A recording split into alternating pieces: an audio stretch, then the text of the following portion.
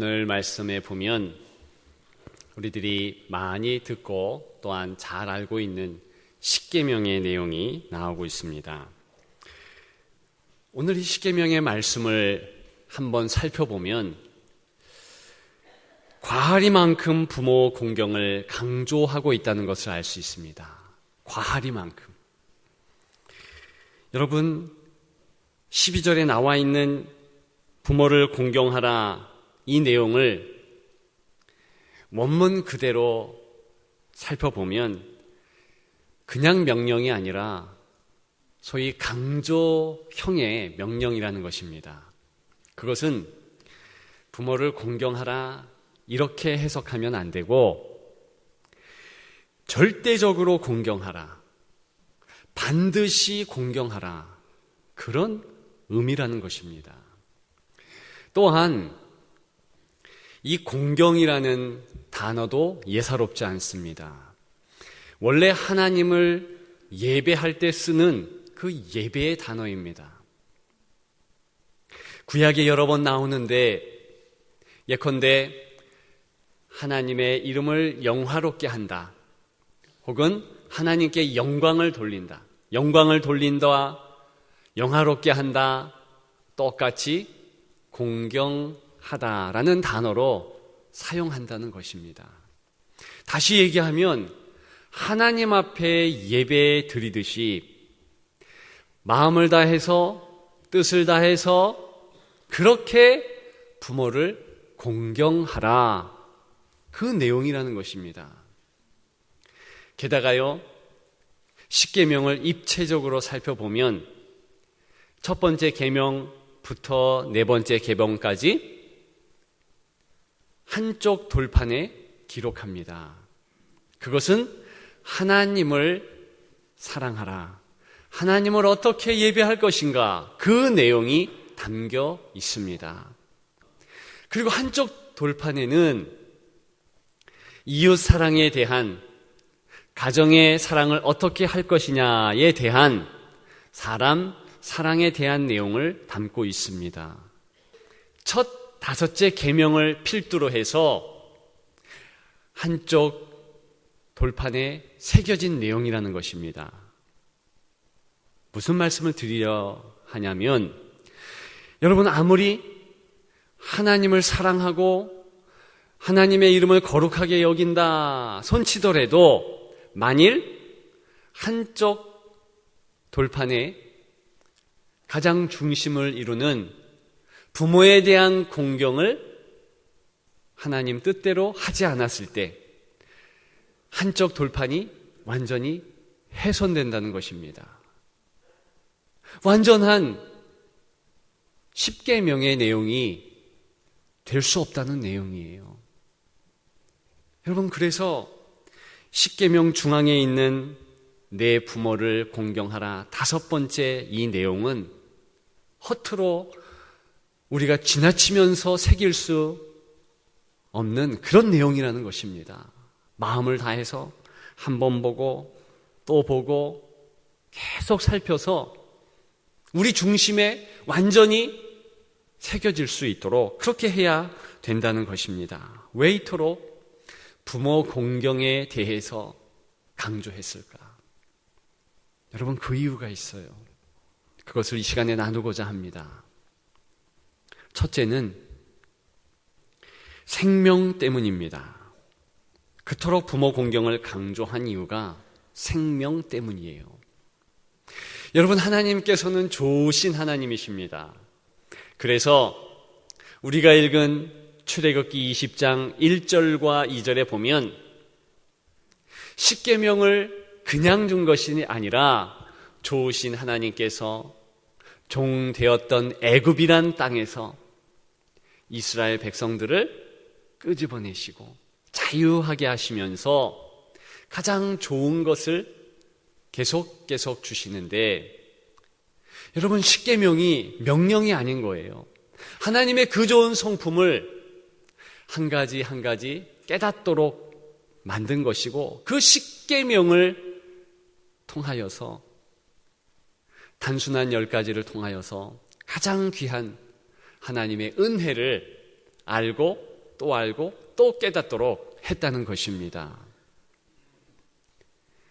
여러분, 종되었다.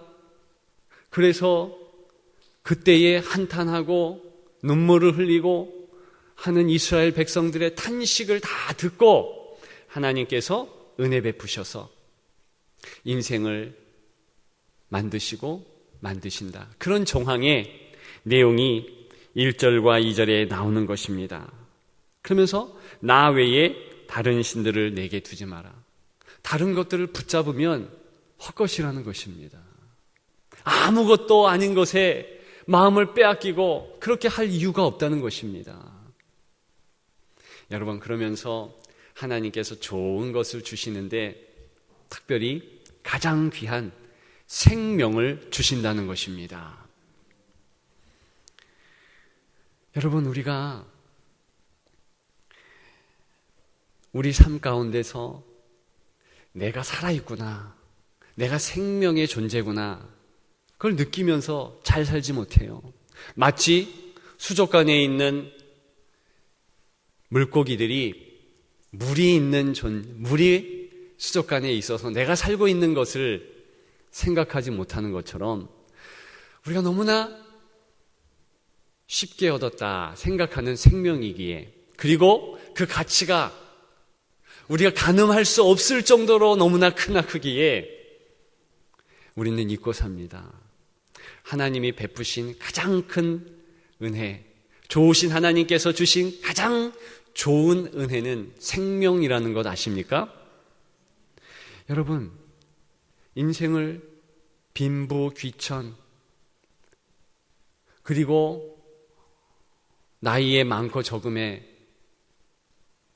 따라서 평가하는 것이 아니라 다 하나님 앞에 평등하다. 여러분, 우리는 그런 고백을 하고 그런 이야기를 합니다. 이유가 있어요. 왜요? 여러분, 아무리 적은 갓난장이 아이라고 할지라도, 갓난 아이라 할지라도 성인과 비교해서 부족되지 않은 생명이 있다는 것입니다. 여러분, 그 생명은 처음부터 끝까지 동일합니다. 아무리 연세가 많고 아무리 병환을 가지고 있고 그래서 병상에 누워있어 연약하게 보이는 연세 많으신 부모 세대의 어르신이라 할지라도 그분 안에 깃든 생명이 활동력 왕성한 청년기, 장년기의 생명과 견줄 때 부족함이 있을까요? 아니요. 여러분, 우리가 한번 받은 생명은 영원한 것입니다. 이 땅에만 살다가 끝나는 것이 아니에요. 육신조차도, 이 육신의 부분적 생명조차도 우리가 잠깐 무덤에 들어가면서 헤어지고 흙으로 돌아갈 수 있지만 마지막 날에 하나님의 정하신 때에 하나님의 부활이 있는 것입니다. 영원히 가는 거예요. 우리의 영혼은 그렇게 잠깐이라도 죽거나 멈추거나 하지 않습니다. 끝까지 가는 거예요. 영혼이 거하는 것입니다. 그렇기 때문에 귀한 거예요. 여러분들이 부모님을 통해서 많은 유산을 받았을 수도 있습니다. 또 어떤 분들은 부모님을 통해서 건강을 받을 수도 있어요. 또 어떤 분들은 지혜, 그저 똑똑한 두뇌를 받을 수도 있습니다. 그렇지 않은 분들도 있죠. 그러나 아무리 이 땅에 유산과 건강과 좋은 머리를 받았다 할지라도 생명에 비교하면 아무것도 아닌 거예요. 그건 다 흘러가는 거, 소멸할 거, 없어질 거. 그런데 때로는 받지 못한 이들의 한탄을 듣습니다. 내가 없다. 받은 것이 없다. 그래서 흙수저다. 그렇게도 이야기를 합니다. 여러분, 현혹될 필요가 없어요. 속을 필요도 없어요. 우리가 받은 생명에 비하면 가장 적은 거, 아무것도 아니라는 것입니다. 하나님께서는 이렇게 귀한 생명을 주시는데 왜 부모가 또한 귀한가? 그것은 부모님을 통해서 주신다는 거예요. 물론 근본적으로 하나님이 다 주시지만 그냥 주시는 것이 아니라 부모의 헌신, 부모의 자녀를 향한 사랑을 통해서 주신다는 거예요. 거저 주는 것이 아니죠. 여러분, 예수님의 일생을 살펴볼 때에 특별히 예수님께서 마지막 십자가상에서 남기신 그 말들 가운데서 이해 안 되는 부분이 있습니다. 예수님은 처음부터 끝까지 하나님의 아들, 그 뜻은 하나님이시라는 뜻이에요. 그러면 예수님께서 육신의 태를 빌리신 어머니 마리아, 그가 십자가에 달려 예수님께서 돌아가실 때 처음 발밑에 있었지 않습니까? 제자 요한과 함께 있었어요. 그런데 제자 요한에게 네 어머니다 그러면서 육신의 어머니를 의탁했습니다. 부탁했어요. 가만히 생각하면 그것은 쓸데없는 부탁 아닙니까?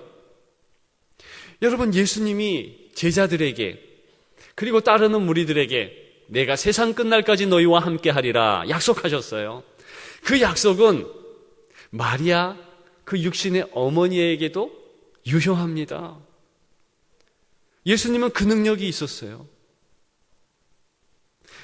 그리고 그렇게 마리아조차도 붙잡고 인도하셨을 것입니다. 그럼에도 불구하고 왜 그런 내용을 얘기하셨을까? 그것은 육신의 어머니를 이제 우대하는 것입니다. 귀하다. 하나님께서 나를 이 땅에 보내실 때 그 태를 이용하셨고 그 어머니의 태는 위대하다. 모범을 보이신 겁니다. 예수님마저도 그렇게 하셨는데 저와 여러분들은, 여러분, 우리를 통해서 생명이 자녀에게 가듯이 그렇게 내 생명을 부모를 통해서 주셨는데 어찌 공경 안 할 수가 있겠습니까? 예수님이 귀하게 여기신 거예요. 그렇게 말씀을 하셨다는 것입니다.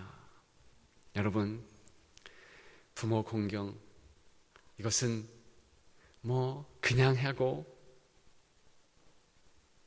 형편이 되면 하고 이것이 아니라 반드시 해야 되는 내용이다. 그것은 생명 때문이다. 가장 귀한 우리가 가진 이 생명,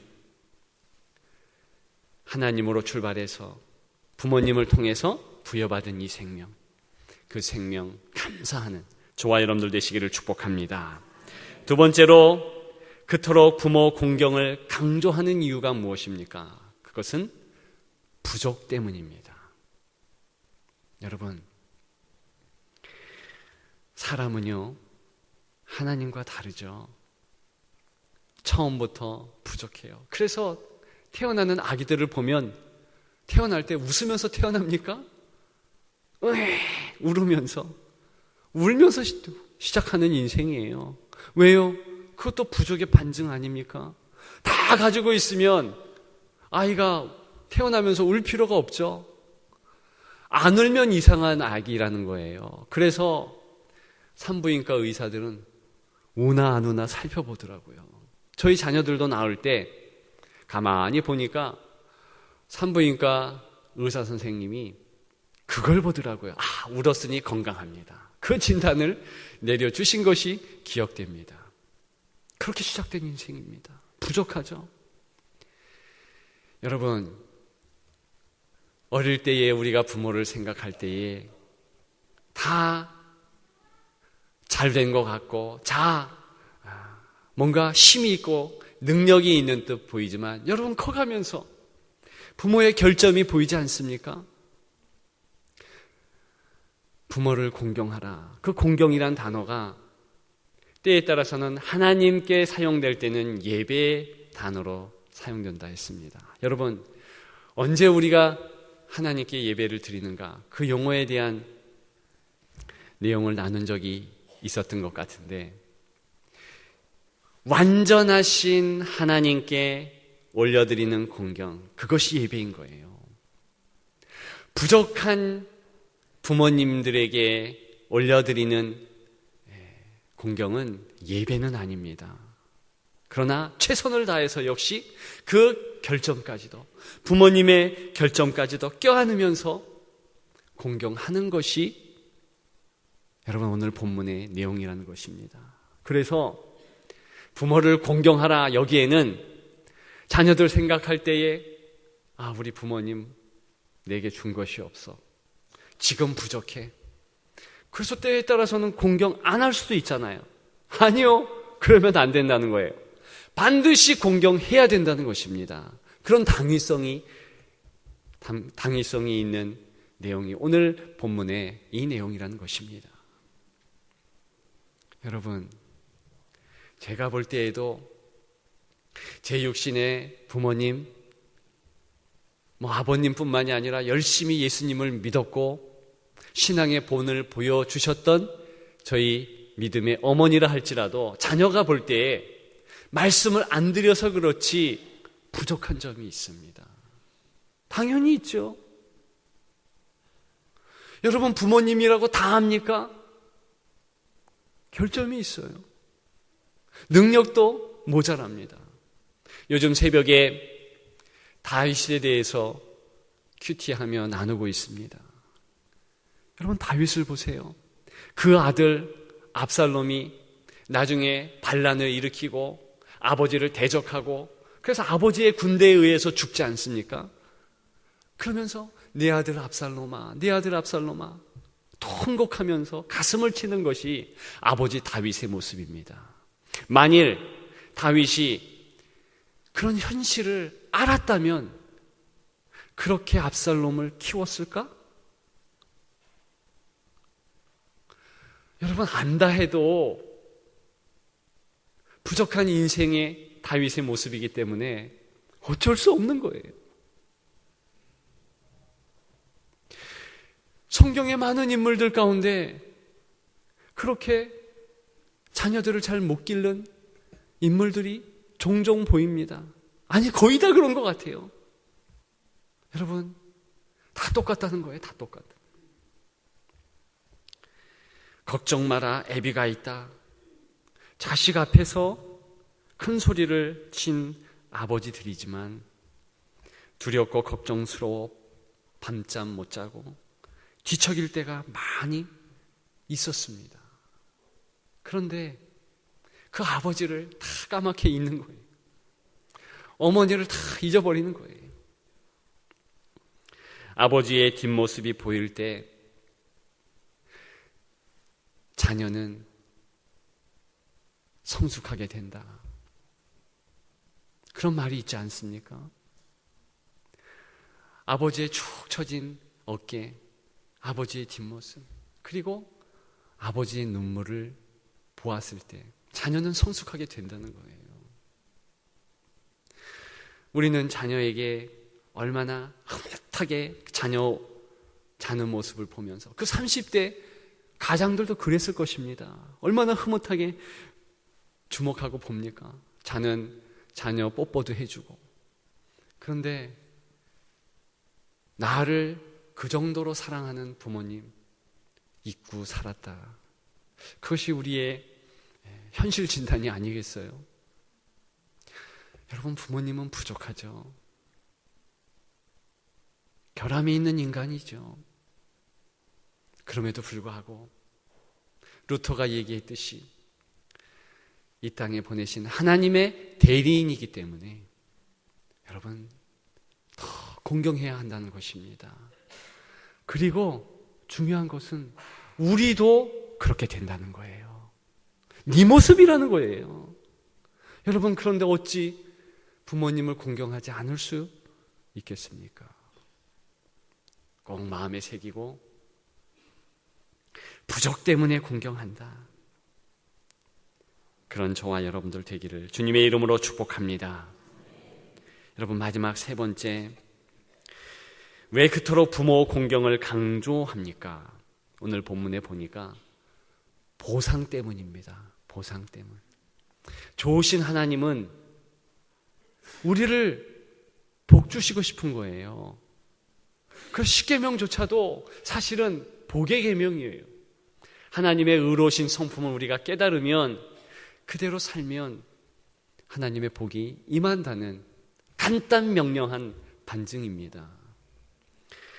오늘 12절의 말씀은 뭐라고 그래요? 내 부모를 공경하라. 그리하면 내 하나님 여호와가 내게 준 땅에서 내 생명이 길리라. 장수의 약속이잖아요. 그런데 이것은 비단 오래 산다 그 뜻이 아닙니다. 살아가면서 만족한 삶을 산다는 거예요. 그래서 신명기 5장 16절에는 내 생명이 길고 복을 누리리라 이렇게 얘기했어요.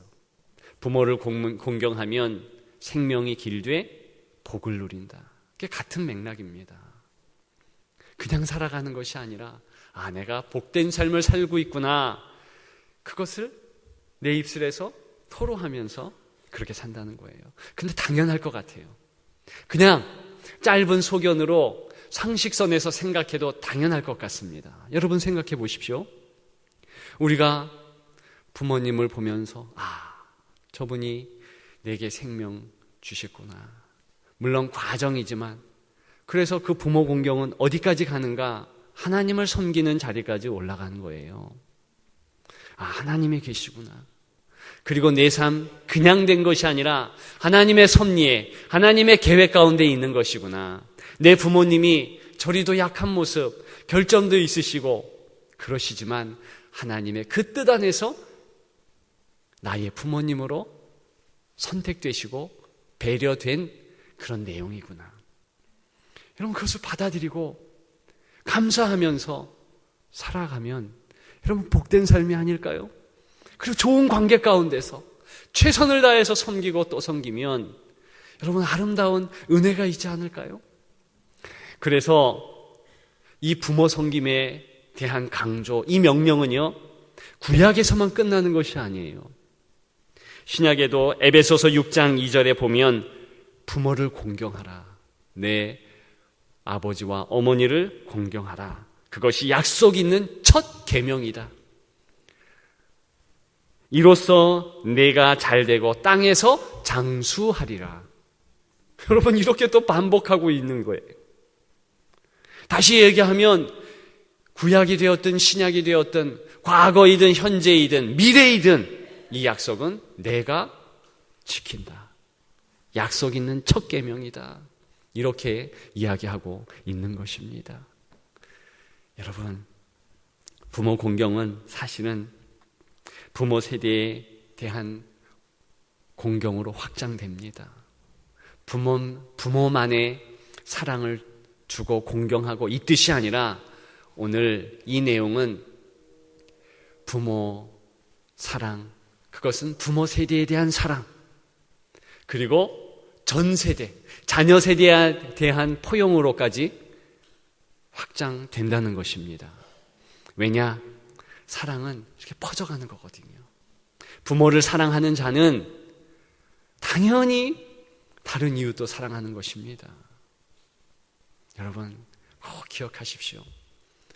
내 부모님 위하여 기도하시고 그리고 다른 부모님들도 공경해 주시고 그 마음으로 그대로 내 자녀들 그리고 내 자녀 세대 다 공경하면 하나님의 아름다운 부모 공경의 은혜가 우리에게 풍성하게 넘쳐 정말 장수하고 복이 있는 그런 은혜가 넘치리라 확신합니다. 붙잡고 나아가시는 여러분들 되시기를 주님의 이름으로 축복합니다.